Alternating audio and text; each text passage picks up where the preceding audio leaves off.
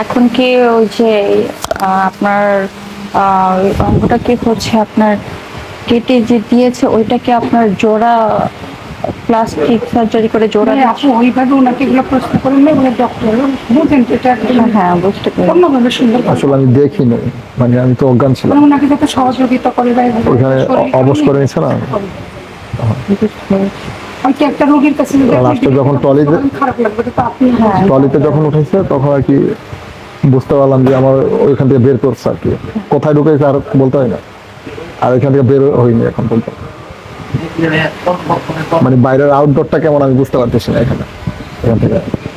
আপনার ওনাকে দেখার মানে কিভাবে মনে হয় ওনাকে দেখতে আসবে? না আমি এফবিতে ঢুকি, টিকটকে ঢুকি, ইউটিউবে ঢুকি, ভাইয়ার ভিডিও চলে আসে সামনে। তো মনে হলো যে যেহেতু আমিও ঢাকা মেডিকেলে ছিলাম, তো হয়তো আমি এখন বর্তমানে নাই, তো ভাবলাম যে ভাইও একজন রোগী, ভাইয়াকেও দেখে আসি।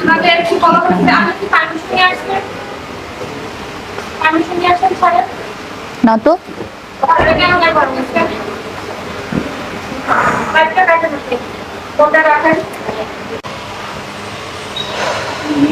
আপনি কি হন ভাইয়া?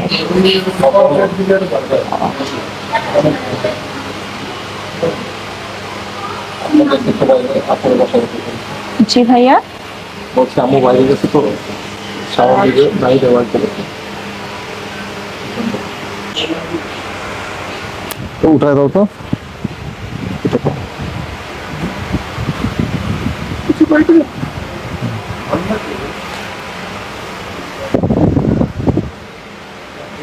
Thank you.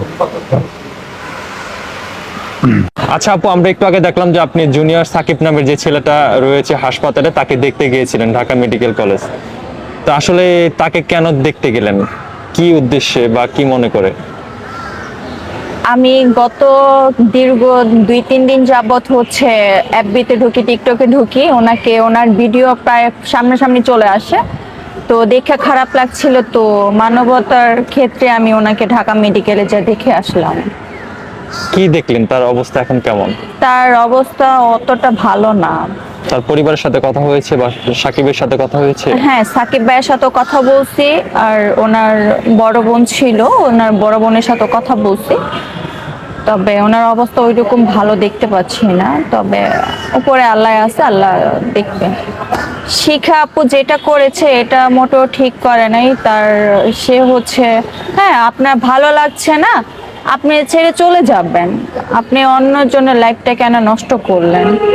আর তার জন্য তো শিখা আপু যেটা করেছে সেটা একদমই ঠিক করে নাই। তার জন্য এখন প্রতিটা মেয়ে এখন কলঙ্কিত হয়ে গিয়েছে, একমাত্র তার জন্য। কিন্তু আমি চাচ্ছি যে এরকম ঘটনা আর কখনো কোনো মেয়ে যাতে না করে। ভাই তোমার ভালো লাগছে না, আমি চলে যাব, তোমাকে ডিভোর্স দিয়ে বা সেপারেশনের মধ্যে আমি একটা ডিসিশন নিয়ে আমি চলে যাব, কিন্তু আমি তোমার লাইফটা কেন শেষ করব? এটা তো আমি কখনো করব না। তো চাচ্ছি যাতে সব মেয়েরাই সচেতন হয়, ভালো থাকে, সুস্থ থাকে, নিজেও বাঁচো, অন্যকেও বাঁচতে দাও।